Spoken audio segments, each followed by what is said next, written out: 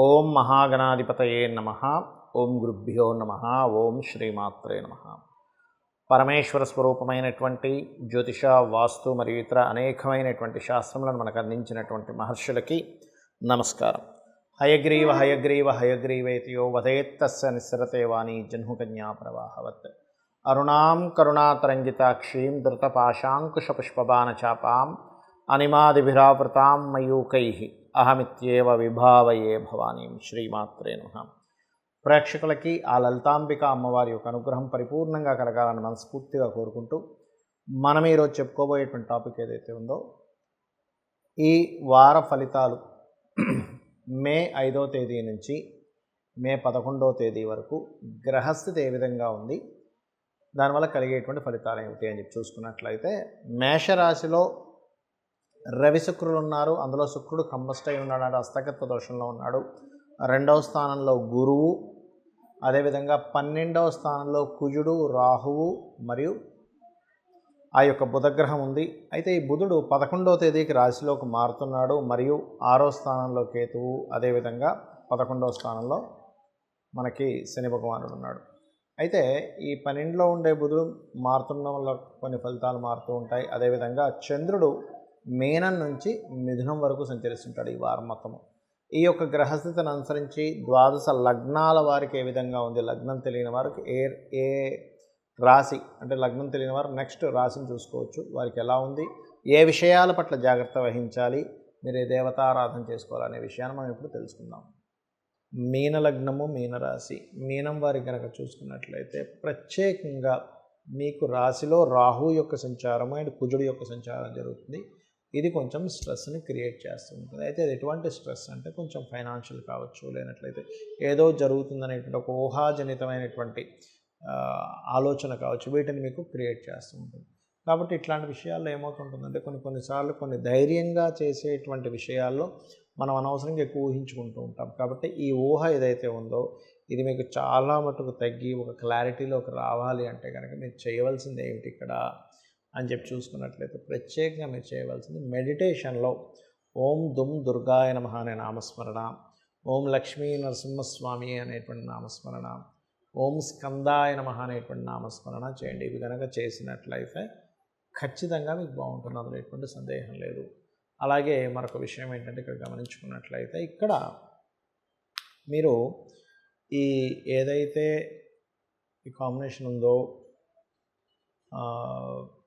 ద్వితీయాధిపతి కుజుడు రాశిలో ఉన్నందుకు కాస్త కుటుంబ సభ్యులతో కొంత స్ట్రెస్ ఉంటుంది. ఎంత శుభుడైనప్పటికీ కూడా ద్వితీయాధిపతి రాహుతో ఉన్నాడు కాబట్టి కొంత కుటుంబ సభ్యుల మూలంగా ఎవరికైనా అప్పు ఇవ్వడం, తీసుకునే వాటి మూలంగా కొంత స్ట్రెస్ ఉంటుంది. కాకపోతే ద్వితీయంలో రవి ఉన్నాడు. దీనివల్ల ఏంటంటే గవర్నమెంట్ నుంచి వచ్చేటువంటి ఏదైనా మనీ రిలేటెడ్, లేకపోతే తండ్రి నుంచి ఏదైనా ధనం రావడము, అండ్ ఏదైనా మీరు ఆరోగ్య సంబంధించిన వాటిల్లో ఎనీ హెల్త్ రిలేటెడ్ దాంట్లో ఉన్నట్లయితే దాని ద్వారా డబ్బులు రావడము, ఇటువంటివి సూచిస్తున్నాయి. అలాగే కాస్త ఏదైనా ప్రాపర్టీస్ తీసుకునేటప్పుడు కానీ, ముఖ్యంగా పంట పొలాలకు సంబంధించిన విషయంలో, అంటే పంట పొలాలు కొనుగోలు చేసేటప్పుడు కానివ్వండి, లేనట్లయితే పంట పొలాలకు సంబంధించిన విషయంలో ఏదైనా రైతులు తీసుకునే నిర్ణయాలు కానివ్వండి, కాస్త జాగ్రత్తగా తీసుకోవాలి. బికాజ్ ఆఫ్ మీకు 4th lord and 7th lord కూడా, అంటే బంధువర్గాలకు కారకుడు, భూములకు కారకుడు అయినటువంటి బుధుడు రాశిలో సంచరిస్తున్నాడు పాపగ్రహాలతో. కాబట్టి ఏమిటి, బంధువర్గం వారితో ఏదైనా వివాహ సంబంధాలు కుదుర్చుకునేటప్పుడు మీరు చాలా జాగ్రత్తగా 1కి 10 సార్లు ఆలోచించి కుదుర్చుకోండి. ఏమవుతుందంటే లేనట్లయితే వాళ్ళ మూలంగానే మీరు ఇబ్బంది పడతారు. ప్రతిసారి బయట వాళ్ళ మూలంగానే ఇబ్బంది పడాలని లేదు, ఒక్కొక్కసారి బంధువర్గం వల్ల ఇబ్బంది పడడం కూడా జరుగుతుంటుంది. ఇది కూడా పర్టికులర్గా మీరు ఒకటి మాట్లాడుకుంటారు వివాహానికి ముందు, ఫలానా ఇచ్చిపుచ్చుకోవడాలు ఏవో ఉంటుంటాయి. అటువంటి విషయాల్లో ఏదైనా తేడాలు రావడము, తద్వారా మీరు చిన్న చిన్న ఈగో క్లాషెస్ అవతల వాళ్ళకి కానీ మీకు కానీ జరగడం చూపిస్తుంది. అదొకటి చూసుకోండి. అలాగే మీ యొక్క జీవిత భాగస్వామి పేరు మీద ఏదైనా ప్రాపర్టీ కొనడం కానీ, లేకపోతే మీ యొక్క జీవిత భాగస్వామికి ఉద్యోగ సంబంధించిన విషయాల్లో కానీ కొంచెం మిస్డీల్స్, మిస్కమ్యూనికేషన్ జరిగే ఛాన్సెస్ ఉన్నాయి. కాబట్టి ఈ యొక్క విషయంలో జాగ్రత్తగా ఉండండి. అయితే ఏదేమైనప్పటికీ కూడా ఇక్కడ మీకు ఏదైనా పెద్ద మొత్తంలో రావాల్సిన ధనం రావాల్సి ఉంటే వస్తుంది. ఉన్నతమైనటువంటి ఏవైతే education related, higher education related ఉంటుందో వాటికి చాలా బాగుంది.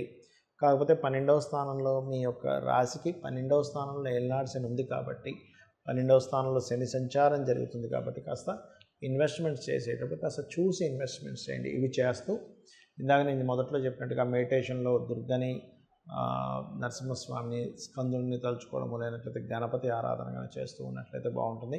ముఖ్యంగా పార్ట్నర్షిప్స్ చేసేటప్పుడు కొంత జాగ్రత్తగా ఉండండి.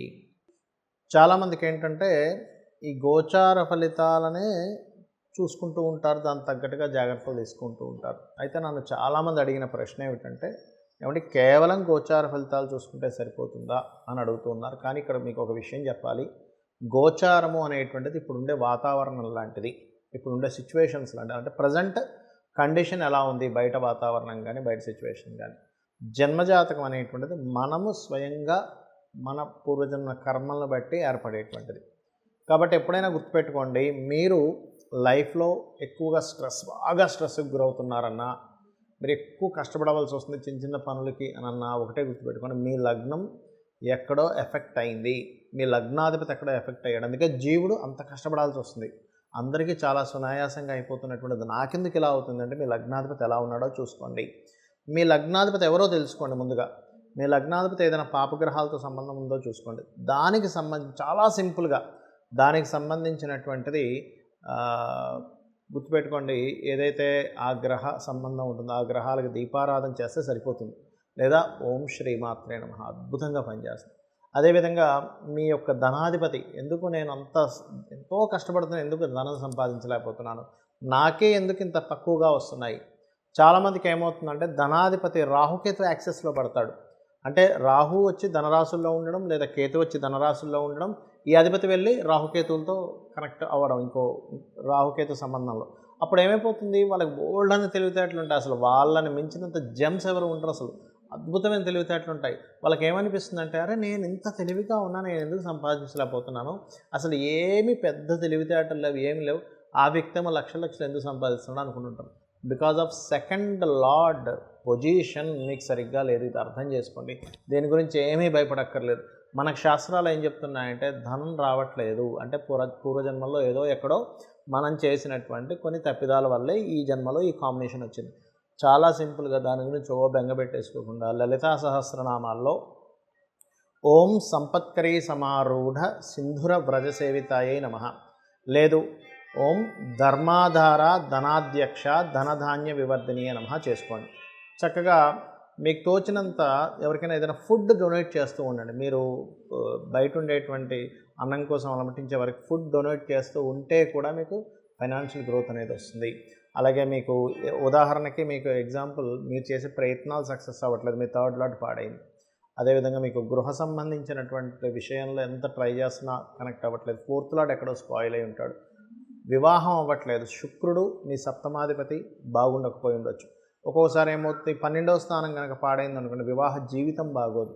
And at a same time మరొక విషయం ఏంటంటే, ఇక్కడ లైఫ్లో అనేకమైనటువంటి గండాలు గడుస్తున్నాయండి. నాకు అనేకమైనటువంటి హడ్డుల్స్ నేను చిన్నప్పటి నుంచి చూస్తూనే ఉన్నాను. Because of 8th house lord is spoil అయ్యాడు, అది గుర్తుపెట్టుకోండి. అలాగే మరొక విషయం ఏంటంటే, ఇక్కడ ఒక్కొక్కసారి ఏమవుతుంటుందంటే, ఎడ్యుకేషన్ బాగుంటుంది కానీ హైయర్ ఎడ్యుకేషన్ దగ్గరికి వెళ్ళేసరికి ఎక్కడో బ్రేక్ పడుతూ ఉంటుంది. బికాజ్ ఆఫ్ అక్కడ 9th హౌస్ స్పాయిల్ అయిందని అర్థం. కొంతమంది చదువు అద్భుతంగా చదువుతారు కానీ ఉద్యోగం దగ్గరికి వచ్చేసరికి వాళ్ళకి సెట్ అవ్వదు. ఎందుకు అవ్వదు అంటే ఎవరికి అర్థం కాదు. ఇదేంటి, తక్కువ చదువుకున్న వాళ్ళకి వస్తుంది, మనం ఇంత చదువుకుని ఇంత హై క్వాలిఫికేషన్ చేసాము, అన్నిట్లో మార్క్స్ అద్భుతంగా వచ్చాయి, గోల్డ్ మెడల్ సంపాదించాం, ఆయన ఎందుకు రావట్లేదు అంటే బికాజ్ ఆఫ్ మీ చార్ట్లో 4th హౌస్ అద్భుతంగా ఉంది కానీ 10th హౌస్ వీక్గా ఉంది. 10th హౌస్ ఎప్పుడైతే వీక్గా ఉంటుందో వారు ఇలా ఇబ్బంది పడుతుంటారు. అప్పుడేంటి, 10th లార్డ్ ఎవరు, దానికి సంబంధించిన కాంబినేషన్ ఏమిటి, దానికి సంబంధించిన దానం ఇవ్వడం, సింపుల్ దానం ఇవ్వడమో, లేకపోతే లలితా సహస్రనామాల్లో ఓం మాణిక్య మకుటాకార జానుద్వయ విరాజితాయై నమః, లేనట్లయితే ఓం శ్రీమాత శ్రీ మహారాజ్ని శ్రీమత్ సింహాసనేశ్వరి నమః అని చేసుకోవచ్చు. లేదా వ్యాపారంలోకి వెళ్ళాము, అక్కడ సక్సెస్ అవ్వలేకపోతున్నాము, అలాంటప్పుడు చాలా సింపుల్గా మీకు ఏ వ్యాపారం కలిసి వస్తుంది, బుధుడు ఎలా ఉన్నాడు, బుధుడు మోస్ట్ ఇంపార్టెంట్, అది చూసుకోవాలి. అదేవిధంగా ఓం ఇంద్రగోప పరిక్షిప్త స్మరతూనా భజంగికాయై నమః అనే నామస్మరణ అద్భుతంగా పనిచేస్తుంది. ఇలా 1 కాదు 2 కాదు, మీ జన్మజాతకంలో కంప్లీట్గా మీకు సంబంధించిన ఇన్ఫర్మేషన్ ఉంటుంది. ఇది గుర్తుపెట్టుకోండి. మీ ఇన్వెస్ట్మెంట్స్ కావచ్చు, మీ విదేశాలకు వెళ్ళడం కావచ్చు, ఎందుకు ఇప్పుడే బాగా ఖర్చు అయిపోతున్నాయనే విషయం కావచ్చు, ఎందుకు ఇక్కడే లాభాలు వస్తున్నాయని కావచ్చు, ఎప్పుడు గుడ్ టైం, అన్నీ మీ జన్మజాతకంలో ఉంటుంది. కాకపోతే మనం ఈ గోచార ఫలితాలు ఎందుకు చెప్పుకుంటున్నామంటే, ఈ గోచారం అనేటువంటిది ఇప్పుడు ఉండే కండిషన్. ఒక ప్రదేశానికి వెళ్ళాలంటే ట్రాఫిక్ ఉండే దాన్ని బట్టి మన ప్రయాణం ఎలా అయితే ఆలస్యము త్వరగా అవుతుందో, మార్కెట్లో అవసరాన్ని బట్టి ఆ ప్రోడక్ట్ ఎలా అమ్ముడుపోతుందో, మార్కెట్లో ఒక్కోసారి డిమాండ్ ఆ ప్రోడక్ట్కి ఎలా పెరుగుతుందో, బయట ఉండే మార్కెట్ లాంటిదే గోచారం. సో ఈ రెండింటిని మిళితం చేసుకొని మీరు ఒక పని చేస్తున్నప్పుడు బయట ఉండే గోచారం అంటే ఇప్పుడు ఉండే గ్రహాల సపోర్ట్ ఎలా ఉందో చూసుకొని మీరు కనుక ఆ అమ్మవారిని నమ్ముకుంటూ ముందుకు వెళ్ళినట్లయితే మీ యొక్క జీవితం అద్భుతమైనటువంటి దిశ వైపు వెళ్తుంది. శ్రీమాత్రే నమః.